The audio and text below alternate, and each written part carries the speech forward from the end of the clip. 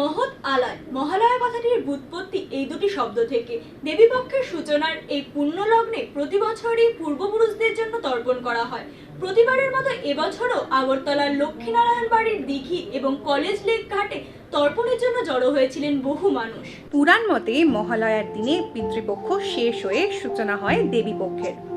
প্রচলিত রয়েছে মহালয়ার দিনই নাকি দুর্গা প্রতিমার চক্ষুদানের মাধ্যমে মৃন্ময়ী থেকে চিন্ময়ী রূপ সৃষ্টি হয়। ভাদ্র মাসের কৃষ্ণ প্রতিপদ থেকে পরবর্তী অমাবস্যা পর্যন্ত সময়কে পিতৃপক্ষ বলা হয়। পুরাণে কথিত রয়েছে যে এই সময় ব্রহ্মার নির্দেশে পিতৃপুরুষরা মনুষ্য লোকের কাছাকাছি চলে আসেন।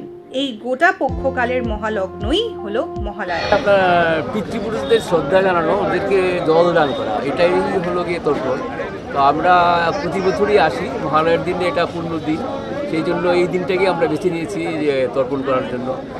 আমাদের যত পিতৃপুরুষ পেছনে দিয়ে যারা আছেন, আমাদের মাতৃকুলের এবং আমাদের শ্বশুর শাশুড়ি সবার উদ্দেশ্যেই আমরা জল দান করি, জল এবং তিল দান করা, এটাই তর্পণ।